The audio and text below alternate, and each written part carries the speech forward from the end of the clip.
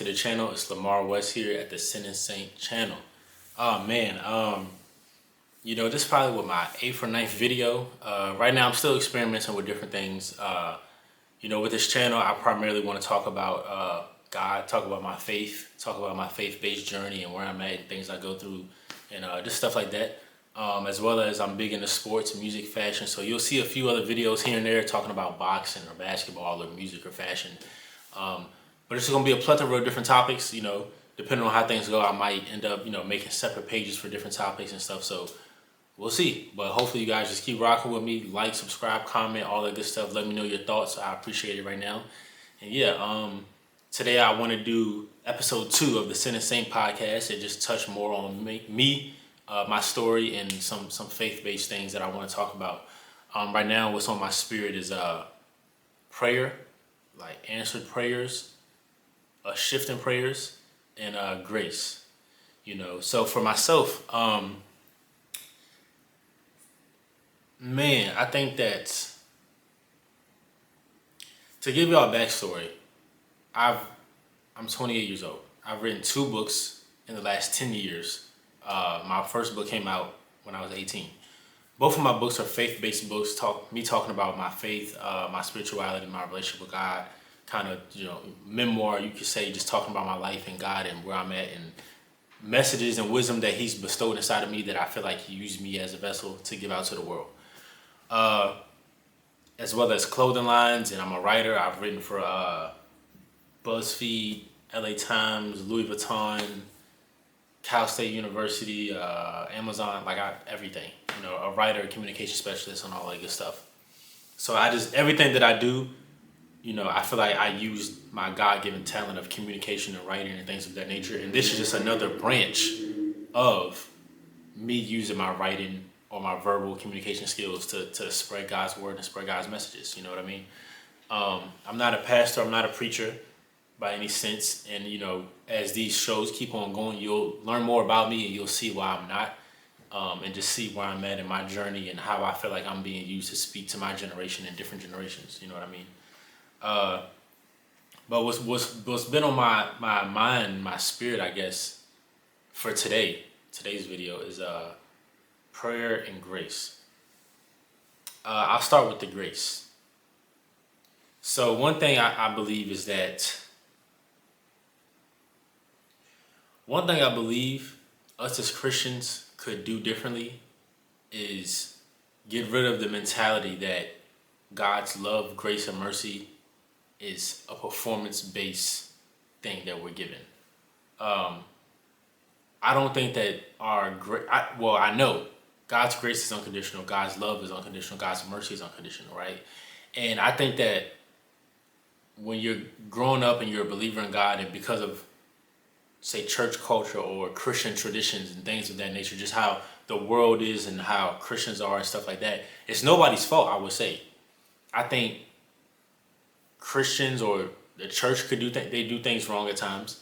I think that just religious tradition they handle things wrong sometimes, but also the world handles a lot of things wrong. So I think that when you're a Christian or when you're into God or in your faith or religion or spirituality or whatever the case may be, there's a very strong pull on you to not be worldly, right? And this is rightfully so, right? Because I think we're in this world but not of this world.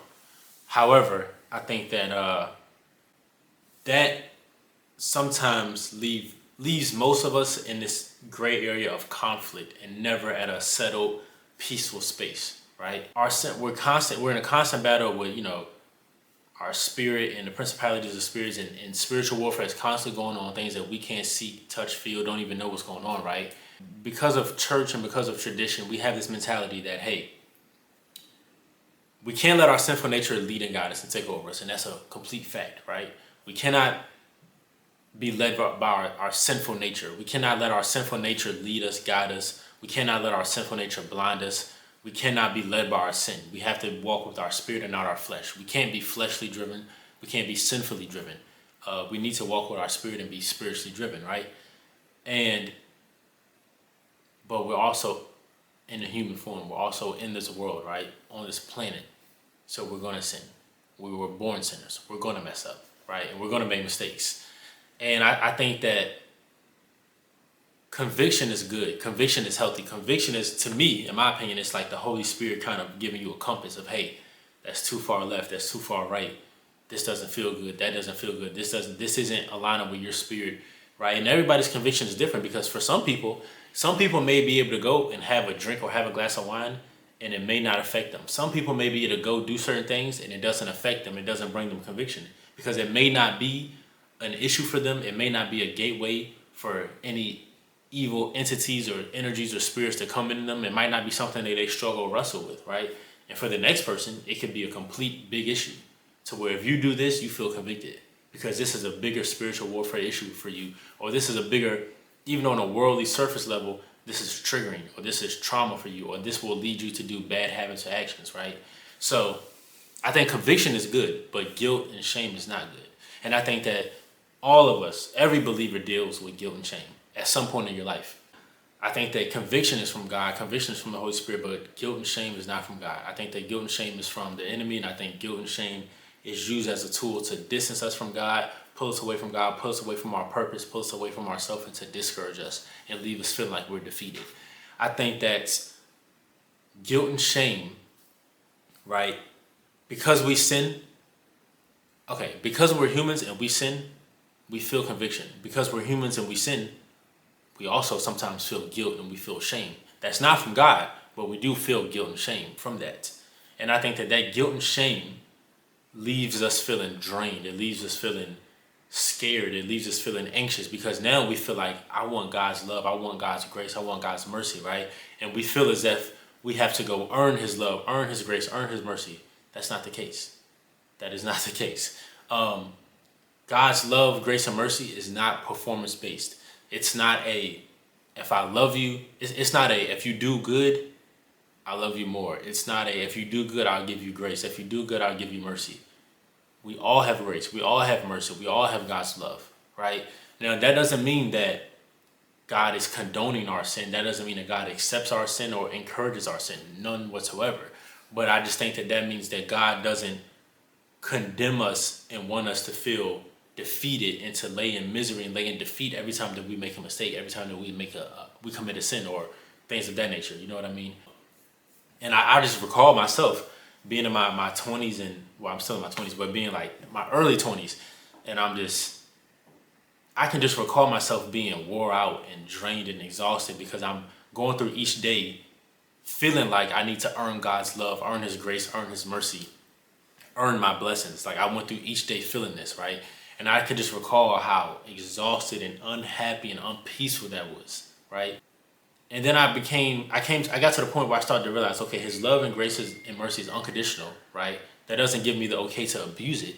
And I'm not going to abuse it by any means, but this isn't a performance-based relationship.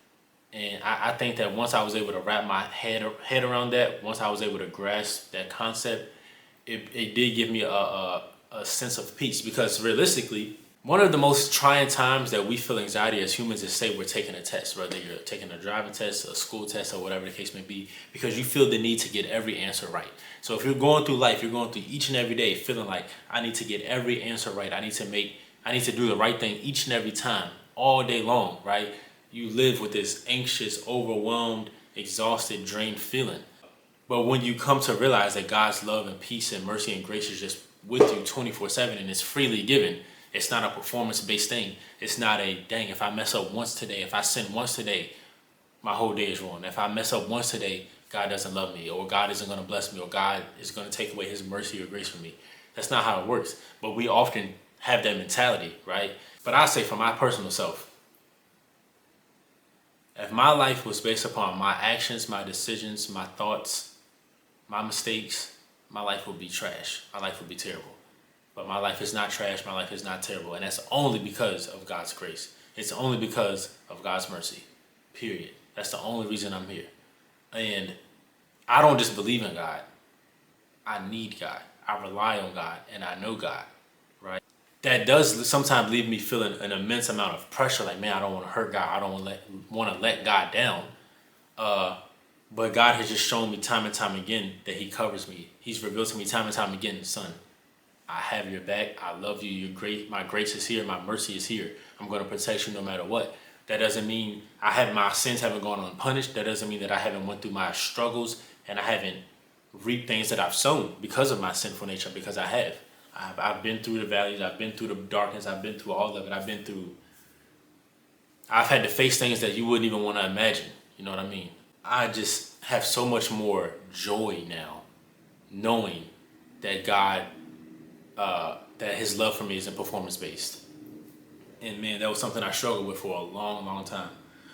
A long, long time. And I just think, like I said, man, like I'm only here because of God's grace and mercy. And you know, if my life was just based upon my actions, then my life would be trash. And that's why I love God so much. I don't love God so much because I'm pure, because I'm righteous. I don't love God so much because I think that it's going to make him bless me. I love God because when I don't love myself, I love God when, because of the things that I do that I dislike about myself, the decisions I make, the things about me that I don't like, I still feel his love. I still feel like he loves me. I still know that he loves me. I know that he blessed me. I know that he protects me regardless of all of these things. So I lean on God. I need God. It's not just I believe in God because I went to church, and I believe in God because I feel like I'm so good and righteous. I'm not at all, by any means. You know what I mean? Like, the truth of the matter is, I'm not that good of a Christian. I'm not. But God's grace is just sufficient. It's unconditional. It's been amazing for me. It's been absolutely amazing. I'm in awe of it every day. I'm in awe of God's grace, his love, his mercy for me. I'm in absolute awe of God, truly. Man, like even right now, I'm just, it's just amazing. It's just amazing. And it's simply amazing. So I just encourage everybody to understand that you don't have to go through each and every day worried and anxious and stressed, thinking that, man, if I make one mistake, God's grace is gone, his love is gone, his mercy is gone. It's just not true. You don't have to live with guilt and shame. Conviction is good, but you don't have to live with guilt and shame. You don't have to lay in bed with guilt and shame and think that that's okay. God has never given you guilt. He's never given you shame. That's just not what he's doing. So I just encourage everybody to understand that, to find peace with God. Pray for him to reveal these different things to you. Pray for him to lead you and guide you and give you discernment and wisdom on these topics. But ultimately, just find rest in knowing that God is with you regardless. Now, that doesn't mean, hey, I can go do whatever I want. I can go sin and bow. No, that's not what that means at all, because you do reap what you sow. You do reap what you sow. And the punishment may not be what you think. It may not be I did this, so I immediately got punished, right? It may not be that. You know what I mean? It may be a external punishment where you lose something externally, or you go through something externally, or maybe an internal punishment. And I don't even know if punishment is the right word, to be completely honest. But you just say discipline, whatever the case is, right? When you don't have guilt and shame, sin actually isn't as tempting. You know what I mean? Because sin is a lot more tempting when you're feeling every day like, oh, I can't look this way, I can't look that way, sin here, sin there. If I go too much to the left, I'm going to sin. Go too much to the right, I'm going to sin. Right? That actually leaves you feeling more anxious. That actually leaves you feeling more tempted to sin. You're just really driven by your spirit when you're really laying with God and knowing like, okay, God is with me regardless. It just makes everything much easier. It makes everything much easier. I promise you.